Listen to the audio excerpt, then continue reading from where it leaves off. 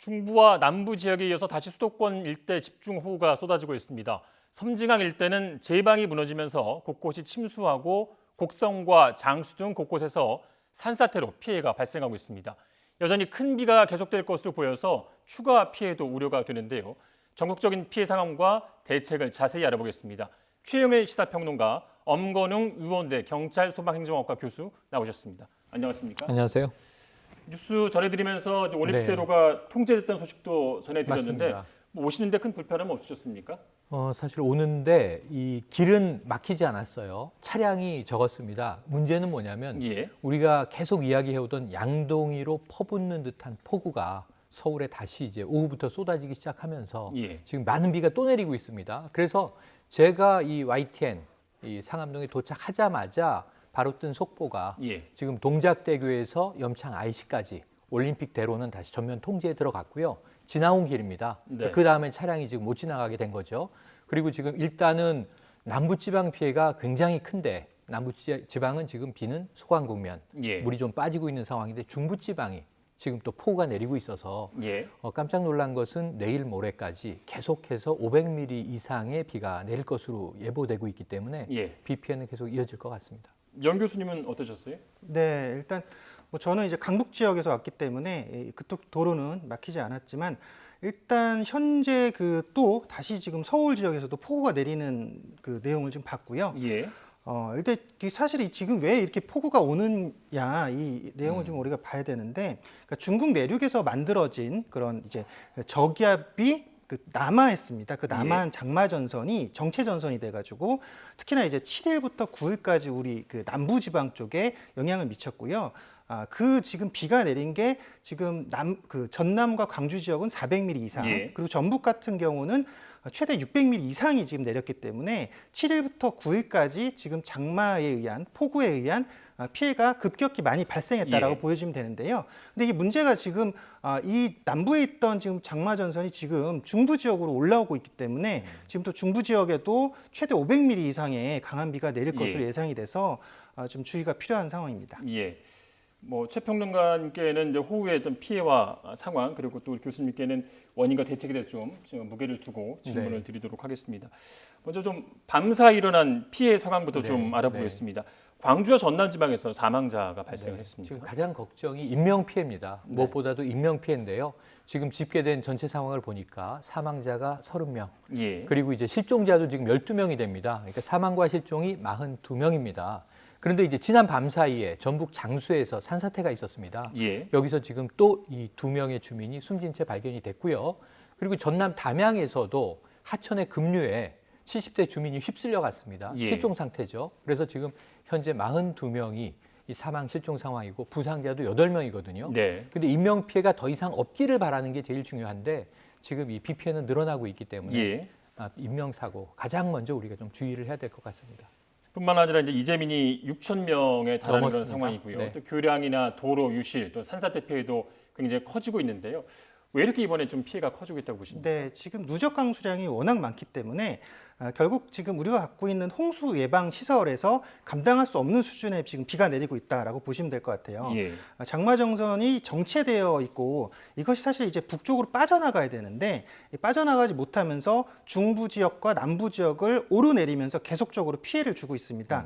이 누적 강수량이 사실은 좀 80mm 이내로 좀 내리면 그래도 좀 피해가 적겠는데 지금 시간당 80mm 이상씩 내리는 지역들이 굉장히 많단 말이에요. 그러니까 하루에 누적 강수량이 뭐 500mm, 600mm 이렇게 나와버리다 보니까 결국은 이 모든 것들을 기본적으로 통제하는 것은 그 강 유역에 있는 댐들에서 통제를 하게 되어 있습니다. 댐이 순차적으로 이제 이게 차오르는 그 물을 감당할 수 있는 수준이 있는데 약 한 80% 정도까지 감당을 하다가 순차적으로 방류를 하게 되거든요. 그럼 밑에 하류에 있는 댐들이 그런 것들을 계속적으로 막아주게 되는데 이번에 그 섬진강 유역에서도 이제 피해가 발생했던 것이 한강 유역에 있는 댐보다는 이제 섬진강 쪽, 전라도 쪽에 있는 댐들은 일단 규모라든지 일단 그 개수가 조금 적거든요. 왜냐하면 한강이 더 크기 때문에. 근데 이제 전라도 지역에 이제 집중호우가 한 500mm 가까이 왔기 때문에 섬진강댐에서도 방류를 할 수밖에 없었고 이 방류로 인해서 그 제방이 이제 무너지게 됐습니다. 그러다 보니까 제방이 막아주던 그 물을 막아주던 역할을 못하다 보니까 이게 이제 결국은 땅으로 물들이 흘러 들어가게 됐고 농경지가 침수하고 뭐 집들이 또 침수되는 그런 피해들을 겪게 됐다라는 것인데요. 그러니까 지금 1일부터 현재까지 지금 중부지방이든 남부지방이든 누적 강수량이 워낙 많기 때문에 그러니까 이 결국은 물이 범람하면서 발생하는 이제 홍수 피해라든지 그 뒤에 또 나타나는 산사태 피해. 왜냐하면 산사태 같은 경우는 지금 이제 그 우리가 산이 머금을 수 있는 그 물의 양이 있습니다. 근데 그 물의 양을 이미 벗어났다라고 보시면 될 것 같아요. 그렇기 때문에 산을 잡아주는 그런 여러 형태들 안에 돌이 있어서 돌산이면 그래도 좀 다행인데 만약에 흑산 같은 경우는 흙의 입자들이 흩어지게 되고요. 또 나무 뿌리들이 잡아지는 그런 것들도 무너지게 되고 결국은 갖고 있는 물의 양을 감당할 수 없어서 순식간에 무너져 버리는 그런 상황에 놓이기 때문에 결국 이런 집중호우와 홍수와 또 산사태가 계속적으로 이어지는 상황이라고 보시면 될 것 같아요. 말씀 중에 소식이 좀 들어왔는데요. 서울 올림픽대교, 가양대교와 반포대교 구간으로 통제가 됐다는 소식입니다. 조금 전에 이제 통제를 말씀해 주셨는데 구간이 더 넓어진 겁니다. 아까 굉장히 동작대로에서 염창 IC인데 지금 가양대교에서 반포대교까지니까 구간이 더 늘어났죠. 긴 구간이고요. 이곳에 이제 교통 혼란도 좀 예상이 되고 있습니다. 이쪽을 좀 지나시는 분, 또 지나실 분들은 우회로를 좀 선택하셔야 될 것 같습니다. 다시 한번 말씀드리면 올림픽대교, 가양대교에서 반포대교 구간이 통제되고 있다는 소식을 일단 전해드렸습니다. 계속 좀 얘기 나누죠. 말씀해 주셨는데 이제 호남의 젖줄이죠. 섬진강이 범람하면서 호남 지역에 굉장히 피해가 컸는데요. 이 하천 주변 농경지들 대부분이 좀 물바다로 좀 변했습니다. 맞습니다. 화면을 좀 먼저 보고 오겠습니다. 지금 보시면은 저도 가장 놀란 게 오늘 오전에 바로 이 소식인데요. 예. 지금 섬진강에 아까 말씀하신 대로 제방해가지고 쫙 넘어와요. 축산도 있고 하우스들 있고 농밭 다 있어요. 다 물로 다 난리가 나버렸는데 지금. 소떼들이 이렇게 지나오는 거예요. 재난 영화 속에서만 보던 한 장면 같기도 하고 좀 되게 아비규환 같았어요. 전쟁터 같기도 하고. 이곳 지역의 피해가 컸던 원인에 대해서는 교수님께서 말씀해 주셨는데요. 농민들의 시름도 굉장히 깊어진 그런 상황이고요. 그렇습니다. 섬진강 범람인데 이게 어느 정도냐 하면은 이게 남원 구례읍 전체가 물에 잠겼습니다. 아까 화개장터는 지금 이제 소강 국면이 되면서 물이 좀 빠지고 있어서 전쟁터를 방불케 하는데 오늘 오전 영상에 의하면 거의 화개장터의 상가는 1층이 다 잠기는 정도 수준으로 모두 다 소개하는 상황이었고요. 지금 이재민이 굉장히 많이 나고 있고 농가, 축산, 그 축산업을 하는 이제 그 축사들이 있죠. 축사 여기다가 비닐하우스, 논밭 모두 다 물에 잠겨서 무엇보다 농작물 피해가 커 보이는데 제보 영상을 보니까 이제 소가 이렇게 떠내려가는 모습 지금 아까 장면은 소가 축사에서 풀려났는데 소들도 두렵겠죠. 지금 이제 도로를 걸어서 이제 탈주를 하고 있는데 문제는 또 급류에 휩쓸린 이 소를 이 주민들이 밧줄로 지금 구조하는 장면들도 있습니다. 이런 걸 보면은 우리가 소나 돼지, 가축들이 이제 이 홍수에 떠내려가는 장면은 7, 80년대에나 보던 것들인데 지금 그만큼 심각한 상황이 전북, 전남 일대, 이 섬진강 일대가 굉장히 넓어서요. 이 경남은 산청 쪽으로 가고요. 전북의 경우에는 아까 남원, 구례 말씀드렸지만 이게 굉장히 광범위하게 퍼져서 수해가 굉장히 크고 이재민이 이 주변 지역만 3,500여 명이 오늘 대피한 상황입니다. 그래서 오늘 아침에 이재민이 5,900명이었다가 이 집으로 돌아간 분들이 계시기 때문에 대피소에 계신 분들이 오전 상황은 4,600여 명이었는데 지금 다시 한 이제 6,000여 명으로 이재민이 늘어나 있는 상황이고 지금 민원 접수된 시설 피해만 9,400여 건이 넘는데 이거는 물이 빠지고 나서 확인해봐야 정확한 이 재산 피해를 알 수 있거든요. 그러면서 굉장히 기하급수적으로 늘어날 가능성이 높아 보입니다. 이게 이제 섬진강 상류 지역에서 이제 남원 쪽에 제방이 붕괴되면서 피해가 커지고 있는데 이 제방 복구가 좀 시급한 상황 아니겠습니까? 네, 일단 섬진강에 있는 남원 금곡교 부근 제방 100m가 유실된 그런 상황이고요. 용담댐 같은 경우는 지금 방류량이 초당 3,000톤이에요. 그 오전부터 초당 1,500톤을 방류를 하고 있고요.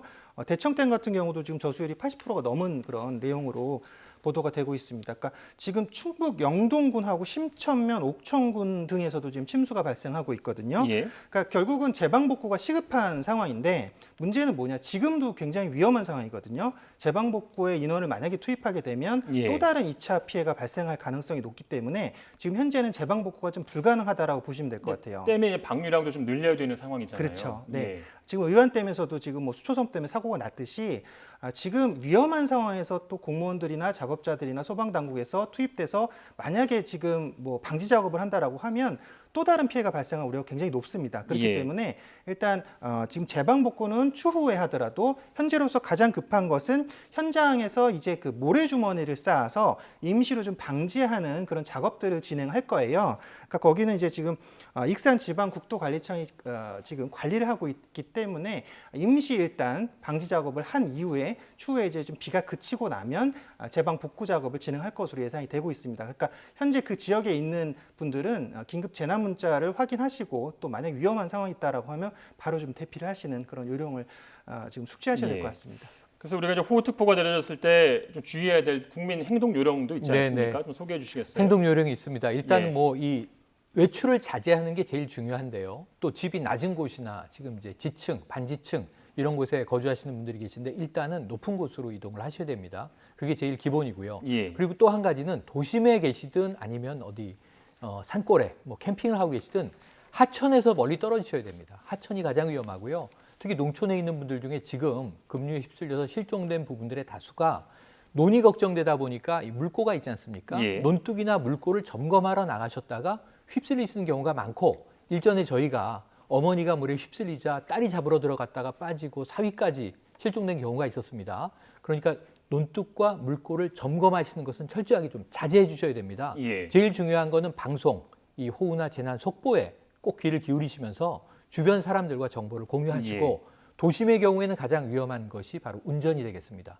감속 운행하셔야 되고요. 예. 지금 올림픽대로가 통제됐다. 그럼 그 길을 달리고 있는 차들이 있는데 강변도로에서 벗어나셔야 됩니다. 예. 좀 빠르게 진입로를 통해서 지상으로 올라오셔야 되고요. 절대로 이제 강변도로로는 진입하시면 안 되겠습니다. 예. 그리고 차량이 저지되어 있는 경우에는 가능하다면 호우가 좀 이제 주의보나 예비경보가 내려졌을 때는 차량을 높은 곳으로 이동하시지만 호우특보나 경보가 발령이 되면 절대로 네. 차로는 가시지 않아야 될 것 같습니다. 예. 지금 산사태 시의 국민행동 요령도 좀 소개해 드렸고요.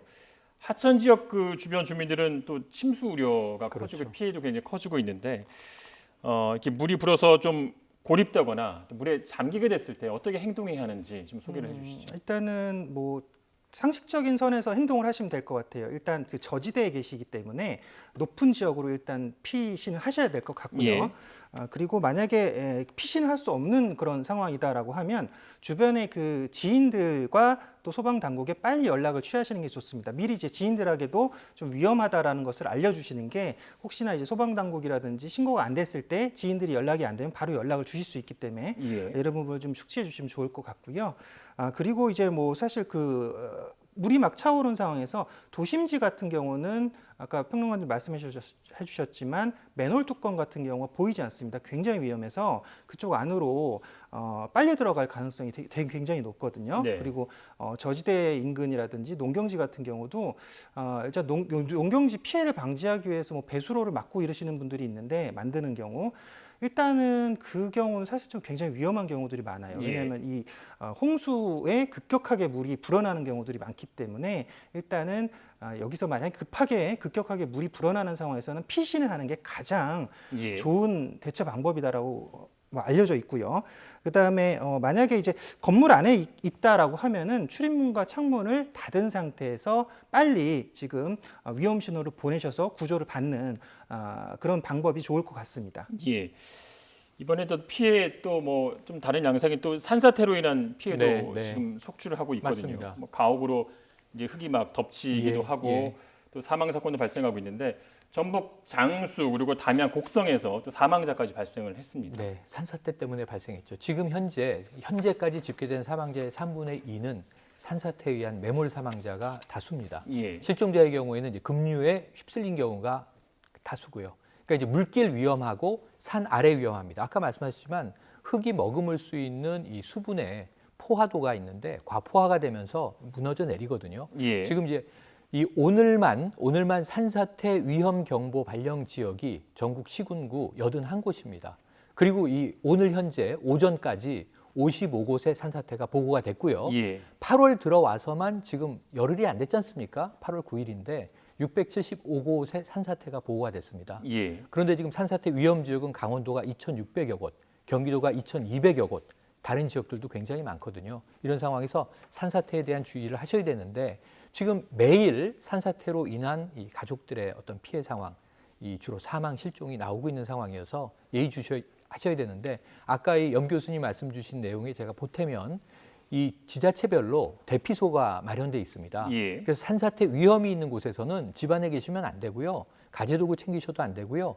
이 발령이 난 즉시 이 방역 당국의 방제 당국의 어떤 대피 지시에 따라서 주로 학교거나 체육관이거나 그렇습니다. 안전지대 대피소로 이동하셔야 되는데 나가실 때 예비 경보 단계여서 시간이 조금 있으시다면 반드시 가스하고 전기를 차단하시고 움직이시는 게 좋고요. 예. 그렇지 않은 경우에 나중에 다른 위험이 또 이어질 수 있습니다. 그런데 산사태가 이게 굉장히 위험이 큰데 이 발생 징후를 좀 미리 좀 알 수 있는 그런 방법이 있다고 좀 네, 들었는데요. 여러 가지 징후들이 좀 나타나긴 합니다. 그래서 경사면에서 갑자기 물이 샘솟는 경우, 그러니까 예. 지금 그러니까 아까 땅이 갖고 있는 물의 양, 보유할 수 있는 양을 그러니까 지금 넘어선 상태, 과포화 상태라고 보시면 될 것 같아요. 그러니까 지하수가 갑자기 뿜어져 나오는 그런 상태는 산사태 징후가 있다라고 보시면 될 것 같고요. 예. 또 평소에 또 오히려 잘 나오던 샘물이나 지하수가 멈추는 경우는 오히려 이게 또 산사태 징후라고 볼 수가 있습니다. 그리고 갑자기 산허리에 일부에 뭐 금이 가거나 또 경사면이 내려앉는 경우라든지 또는 바람이 불지 않았는데 나무가 갑자기 흔들린다든지 예. 이건 땅이 흔들린다는 얘기거든요. 또 그 산울림이나 땅 울림이 들렸을 때 이런 경우에 이제 산사태 징후라고 볼 수가 있습니다. 산사태 발생 전에 일단 산사태 발생 전에 우리가 뭐 개인 소유 그 급경사지를 점검해야 되고 또 관계기관에게나 전문기관에 뭐 어떤 도움을 받는다든지 대피 계획이나 비상연락 방법을 숙지하는 것도 중요한데 발생 중에 이제 대피 요령을 좀 숙지하시는 게 또 중요한 일일 것 같아요. 그러니까 산사태가 보통 이제 직각으로 떨어지게 됩니다. 직각으로 떨어지게 되니까 여기서 이 직각이 아닌 반대 방향, 그 반대 방향으로 높은 곳으로 일단 대피를 하셔야 돼요. 그래서 일단 빠르게 산사태에서 내려오는 그 직각 방향에서 빠르게 그 지역을 벗어나는 것이 우선 중요할 것 같고요. 그 다음에 그 산사태 물질이 그러니까 막 뭐 예를 들어 낙석이라든지 이런 것도 같이 내려오기 때문에 막아줄 수 있는 너무 급한 상황이면 막아줄 수 있는 시설물도 뭐 건물이라든지 지금 뭐 내 몸을 보호할 수 있는 지역으로 빨리 이렇게 좀 대피를 하시는 게 좋을 것 같고 시간적 여유가 있으면 안전한 건물로 대피하시는 게 좋습니다. 지역에 뭐 대피 시설로 지정되어 있는 학교라든지 뭐 동사무소라든지 주민센터라든지 이런 지역으로 좀 빨리 대피를 하시는 게 좋을 것 같습니다. 예. 이게 뭐 좀 대책을 세울 때도 사후 약방문식이 아니라 좀 문제를 좀 더 심각하게 바라보고 맞습니다. 예산이나 인력 좀 과감한 대처가 필요할 봅니다. 오늘 두 분 고맙습니다. 고맙습니다.